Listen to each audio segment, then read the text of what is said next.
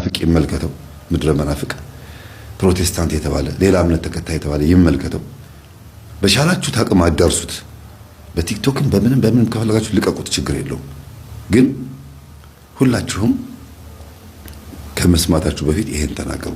እናቴ እመቤቴ እማፍቅር ቅድስት ድንግል ማርያም ኪዳነ ምሕረት ይሄንን ገጠመኝ እንድሰማ ስለፈቀድሽልኝ አመሰግንሻለሁ።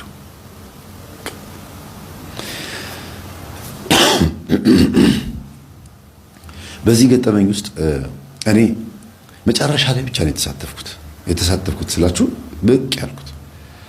አብዛኛውን ነገር የፈጸሙት እናትና ልጅ ናቸው። እናትና ልጅ ስላችሁ ልጅ የተባለችው ማን እንደሆነች ታውቃላችሁና እናት በቀደመ ህይወታቸው ሽቶ እየከፈቱ የሚጠጡ እናት ነበሩ። ሽቶ ከፍተው የሚጠጡ የተቆላ ቡና ዘግነው የሚቀሙ እንደገናም ደግሞ ቡና በሚያፈሉበት ሰዓት ማንም ሰው አጠገባቸው እንዲደርስ የማይፈልጉ ቡና እያፈሉ አይናቸውን ይኳላሉ። አንድ ስኒ ቡና ሲጠጡ አንድ ይኳላሉ። እንደገና ሲጠጡ ይኳላሉ። በእያንዳንዱ ቡና መጠጣት ይኳላሉ። ከዚህ በፊት ደጋግሜ እንደነገርኳችሁ እጣን፣ ሰንደል፣ ጭሳጭስ ነገሮች፣ ሉባንጃዎች፣ ሌሎች ነገሮች እንደ ቅጠላ የሚያጨሱ ቀበርቾ የሚያጨሱ ሌሎችም ነገሮች እንደዚህ ጭሳጭስ ነክ ነገሮችን የሚወዱ እናት ናቸው። ልክ እንደዚህ አይነት እናቶች ደግሞ ወሰንገላ የሚባል መንፈስ ያለባቸው እናቶች እንደሆኑ ደጋግሜ ተናግሬያለሁ። ቡና የሚያስፈላቸው አዳል ሞቴ ነው።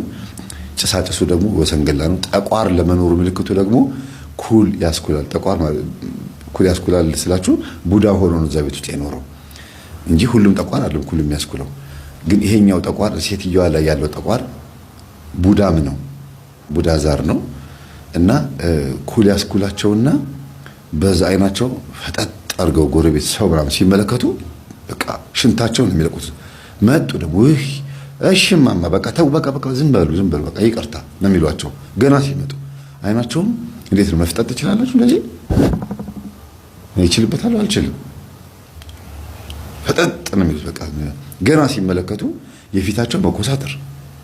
ታዲያ በዛ ልክ ደግሞ ሲስቁና ሲጮቱ ደግሞ ያ የፈጠጠ ፊት አይመስልም። ጥርሳቸው ማማሩ እንደገና ደግሞ የፊታቸው ፈገግታ ምናምን ሁለት አይነት ሰው ናቸው። ሴትዮዋ ሲኮሳተሩ ሌላ መልክ ነው የምታዩት እና ያስደነግጣሉ። የግንባራቸው መሸብሸብ ወንድ ነው የሚመስሉት። ይሄ እንደዚህ ሲሰበሰብ ወንድ ነው እንደዚህ የሚለው ይሄው ወንድ ነው እንደዚህ ትችላለች እንጃ ብትችል አይመስለኝም። ከቻለች ደግሞ ምናልባት ከስንት አንድ ነውና የሴት ልጅ መኮሳተርና የወንድ ልጅ መኮሳተር ይለያያል። ኤክስፕሬሽን ላይ ፌሻል ኤክስፕሬሽን ላይ በጣም ይለያያልና እኚህ እናት ሶስት ልጅ ወልደዋል። አራተኛዋ ማደጎ ናት።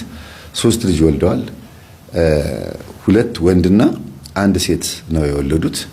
ልጆቻቸው አድገው ጎርምሰዋል። ከጉርምስናው ልጀምርላችሁ እንዴት እንዳደጉ በዚህ እናትነታቸው ማየት ይቻላል። ይሄን ሁሉ ፕሮሰስ የሚያደርጉ ከሆነ አረቄ የሚጠጡ ከሆነ አረቄ እንግዲህ የሚያስጠጣው ወሰንገላ ነው ነግራችኋለሁ። ይኸውላችሁ ጭሳጭስ መውደድ ብቻ አይደለም። ወሰንገላ የሚባለው መንፈስ ወደ 3 የሆኑ ተግባሮች አሉት። አልኮል ነክ ነገሮችን አረቄ፣ ቢራ፣ እንደገና ጠላ ምናምን መጠጥ አስካሪ መጠጦችን ያስጠጣል። ጭሳጭስ፣ ሲጋራ፣ ትንቦ፣ ሐሺሽ፣ ሺሻ፣ ጋንጃ፣ ሰንደል፣ እጣን ምናምን እንደዚህ አይነት ጭራሽ እዚህ ለሰክተው ሁሉ ሰንደል ቡና የሚያፈሉና የሚጠጡም አሉ። ወንዶች አላያችሁም? አንዳንድ ቦታ ላይ ዱርዮች የጀበና ምናምን የጫት እዚህ ጋር እንደዚህ ይዞ የጀበና ብሎ ስለ እግዚአብሔር ብሎ መለመን ቀርቶ የጀበና ነው የሚለው። ትንሽ ስራ ይሰራላችሁና አረ ብራዘር የጀበና ትንሽ የለም ይላል። ወንዱ እኮ ነው የጀበና የሚለው እና በጣም ነው የሚገርመውና ይሄ ወሰንገላ መንፈስ ይባላል። ሁለተኛ ተግባሩ ይሄ ነው። ሌላው ሶስተኛ ተግባሩ ሰው በቁሙ እንዲሸትና እንዲገማ የማድረግ በምንድነው? ሆን ብሎ እንደው የሆነ በሽታ ኖሮበት አይደለም። ንጽህናው እንዳይጠብቅ ተስፋ የሚቆርጥ በፍልስፍና ኦሹ መጽሐፍ በማንበብ ሊሆን ይችላል። ራምፓ ወይም ደግሞ ከእግዚአብሔር መስመር በመውጣት በካህናት ኃጢአት፣ በዲያቆናት ኃጢአት፣ በአገልጋዮች በእንደኔ አይነቱ ኃጢአት፣ ሌሎችም አገልጋዮች በሚሰሩት ኃጢአት ከሃይማኖት ያስርቃቸዋል፣ ዱርዬ ያረጋቸዋል። ልብሳቸውን ተዘክርከው እንዲለብሱ ዝቅ ያለ ሱሪ ያለ አይደለም እንደ ራፐሮቹ ሰንሰለት እዚህ ጋር አድርገው ምናምን እንደሚሄዱት። ከዛ ደግሞ መነቀስ፣ ጸጉራቸውን ጭር አድርገው መሄድ፣ በቃ ገላቸውን ከስንት አንዴ ነው የሚታጠቡት። ፍየል እየሸተቱ ነው የሚኖሩት። ዝርክክ ያለ ባነት ይኖራቸዋል። በቃ ጥርሱ ሁሉ በጫት የተበከለ ይሆናል። ንጽህናውን የማይጠብቅ ጎረምሳ ታውቃላችሁ? እንደዚህ አይነት ሴትም ልክ እንደዛው እንድትሆን ያደርጋታል። ዝርክርክ ሴት እና ሴት ልጅ ስትዝረከረክ በተለይ አያምርባትም። በጣም ንጽህና ስትጠብቅ ነው የሚያምርባት። በእርግጥ ወንድ ያምርበታል ማለት አይደለም፣ ግን ሞር በብዛት ሴት ልጅ ደግሞ ሲሆን ደግሞ በጣም ያስጠላል ማለት ነው። እና በእንደዚህ አይነት መልኩ ወሰንገላ የሚባል መንፈስ ስራ ይሰራል። ምን አልኳችሁ? ሲጻፉ መጀመሪያ መጠጥ፣ አልኮል ነክ ነገሮችን ያስጠጣል። ቀጥሎ ደግሞ ጭሳጭስ ነክ ነገሮችን፣ ሐሺሽ፣ ሱስ የተባሉ ነክ ነገሮች በሙሉ ባለቤት እንድትሆን ያደርጋል። ከዛ ደግሞ ንጽህናን በተመለከተ የአዳልሞቴ መንፈስ ደግሞ ባህሪው ምንድነው? ሴትዮዋ የሚታይባቸው ቡና ሱሰኛ ናቸው። በቀን 6ቴም ሊያፈሉ ይችላሉ እስከ ማታ ሌሊቱ 6 ሰዓት ድረስ። ከዛ በኋላ ደግሞ እሳቸው ቤት ይሄ ነገር ባይከናወንም በውርስ ምክንያት ያጣላል ዘመዶችን፣ ጎረቤታሞችን፣ በተለይ በስጋ ዝምድና በወንድማማቾች ላይ፣ በተለይ ደግሞ በእንጀራ አባትና በእንጀራ እናትነት የሚለያዩ ወንድማማቾችን በመተት በድግምት ማማተት፣ እንዲሁም ደግሞ ማጣላት፣ በደም መፈላለግ፣ ለመገዳደል መፈላለግ፣ በፍርድ ቤት መካሰስ፣ ዘመዳማቾችን ማለት ነው፣ ስጋ ዘመዳማቾችን። ይሄን ይወዳል። ማን? አዳልሞቴ ማድረግ ይወዳል። ከዛ ሌላ ደግሞ መናፍቅ፣ ፕሮቴስታንት ያደርጋል፣ እስላም ያደርጋል፣ ከሃይማኖት ያስወጣል። ወሰንገላ ዱርዬ ነው የሚያደርገው፣ ፓጋንና ኤቲስት ነው የሚያደርገው። ይሄኛው ደግሞ እግዚአብሔርን የምታገኙ እየመሰላችሁ ሃይማኖት ስትሽከረከሩ ነው የምትኖሩት። በቃ ኢየሱስ ክርስቶስ የት እንዳለ ግራ ገብቷችሁ የምታዩት አገልጋዩን ነው። እንትን ዶግማውን አታዩትም፣ ወይም መሰረታዊ የሆነውን ዘውጉን የሃይማኖቱን ዘውግ ሳታዩት ዝም ብሎ ሰው በመከተል ብቻ ተአምራት በመከተል ብቻ እዛም እንድትሉ ያደርጋል። እና አዳልሞቴ መንፈስ ያለባቸው ቤተሰቦች በሙሉ ሃይማኖታቸውን ይቀይራሉ። የሚገርማቸው ባይቀይሩ እንኳን ኦርቶዶክስ ሆኖ እንኳን ከሆነ አዳልሞቴ ያለው በስዕሉ ፊት ተንበርክከው ሲጸልዩ ስዕሉን እንዲጠራጠሩ፣ ይሄ እኮ ቀለም ነው፣ ይሄ እኮ ጨርቅ ነው፣ ይሄ እኮ ዝም ብሎ እኮ ነው። እምነቱንም በቃ እያንዳንዱ ቄሶቹ ላይ አቃቄር ማውጣት፣ እምነቱ ላይ የራሳቸው ኦርቶዶክስ ሃይማኖት ይፈጥራሉ። የራሳቸው አስተምህሮ፣ የራሳቸው አለባበስ። ለምን እንደዚህ ለበሳችሁ ሲባሉ እኔ መብቴ ነው ብለው የሆነ አቃቄር ማውጣት። ተሐድሶች ለምሳሌ አዳልሞቴ መንፈስ ያለባቸው የኛ ኦርቶዶክስ ተገንጥለው የወጡት ቃለዋዲዎች፣ እነዚህ የአዳልሞቴ መንፈስ ነው፣ ሌላ ምንም አይደለም። እና በኦርቶዶክስ እምነት ውስጥ ያሉ ይመስላቸዋል፣ መተው የሚያስቀድሱ ይመስላቸዋል። ግን ሌላ ተጨማሪ ሌሎች ነገሮችን ያደርጋሉ፣ በራሳቸው መንገድ ይሄዳሉ። ልክ መምህር ፋንታውን ዋቂ እንደተናገረው ሰንበት ተማሪዎች ደጅ ላይ ሌላ ቤተክርስቲያን ውስጥ ሌላ ስብዕና ይኖራቸውና ሲመከሩ የሚናገሩት ንግግር ራሳቸው የፈጠሯትን ኦርቶዶክስ ነው። ዘፋኝ ሆነው ዘፋኞቹ ኦርቶዶክሶች ናቸው። ሰይፉ ፋንታውን ጋር ሌላ ኢንተርቪው በሚደረጉበት ሰዓት እግዚአብሔር ከረዳኝ የሚቀጥለው ዓመት ላይ የሆነ አልበም አወጣለሁ፣ እስቲ እንግዲህ አሪፍ ይሆናል ብዬ አስባለሁ፣ ብዙ ደክሜበታለሁ ምናምን ይላሉ አርቲስቶቻችን። ኢትዮጵያውያን ዘፋኞች በጣም እኮ የሚገርም ነው እኮ። ይሄ ውርደት እኮ ነው። በነገራችን ላይ እመቤታችንን ተማጽኖ ሱባኤ ይዞ ዘፈን ለማውጣት ሱባኤ ይዛል። ይሄ የራሱን ኦርቶዶክስ የፈጠረ ሰው ነው። አዳልሞቴ እንደዚህ ነው የሚያደርገው።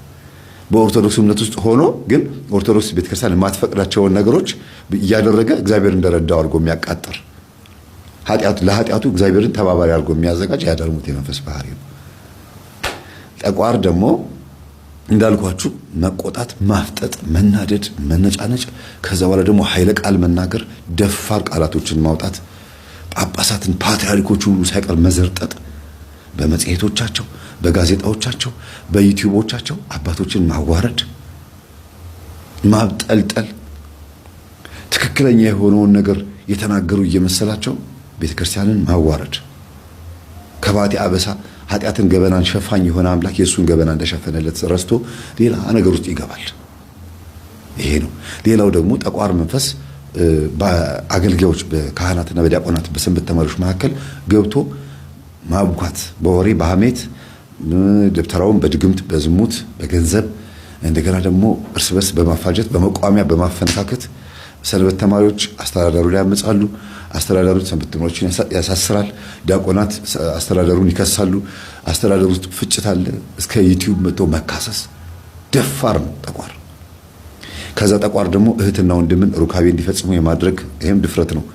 ወንድምና እህት ማለት ነው። እንደገና ደግሞ ወንድምና ወንድም እህትና እህትም እንዲዳሩ ማድረግ፣ እንደገና ደግሞ አባት ልጁ እንዲደፍር፣ ልጅ ወንድ ልጅ እናቱን እንዲደፍር፣ እንደገና ደግሞ ያክስት ልጅ አጎት ሴት ልጅ በአጎቷ መደፈር እንዲህ ያ ነገር ይሄ ስጋ ዘመድ ላይ ያሉትን ሩካቤዎች የሚፈጽመው ጠቋር ነው። ሾተል ቀስት መምዘዝን ያስተማረ ይሄው ነው አዛዝኤል ወይም ጠቋር የሚባለው መጽሐፈ ሄኖክ ምዕራፍ 2 ላይ ያለው ነው። አዛዝኤል ይባላል። ይሄ ጠቋር የሚባለው መንፈስ ለወንዶች ጦር መምዘዝን፣ ቀስት መምዘዝን፣ ጦር መሳሪያ መስራትን፣ ባዮሎጂካል ዋርን፣ የሚዲያ ጦርነቶችን ምንም ሳይፈሩ የኢትዮጵያን ነገስታትን፣ የኢትዮጵያን ካህናትን፣ የኢትዮጵያን የሃይማኖት እንትኖችን መዘርጠጥ በአደባባይ በቃ ምንም ሳይፈሩ ንቀት ማሳየት ይሄ የጠቋር ስራ ነው እና በአደባባይ ወጥቶ ትልልቅ የሚባሉ ክብር ያላቸውን ነገሮች መነካካት ይሄ ጠቋር ስራ ነው። ለምንድን ነው ማብራራት ያስፈልገው? እዚህ ቤት ውስጥ ይሄ ነገር ስላለ ነው። መምህር ምን ነው ከገጠመኝ በፊት ብዙ አወራህብን ብላችሁ ኔክስት አደረጋችሁብኝ፣ ወደፊት አደረጋችሁብኝ። የምናውቀው ነገር ነው ብላችሁ ቸላላችሁት። ይሄንን የማወራው እዚህ ቤት ውስጥ ስላለ ነው። ሶስቱም ልጆቻቸው በዚህ ጉዳይ ውስጥ ስላሉ ነው። አንደኛ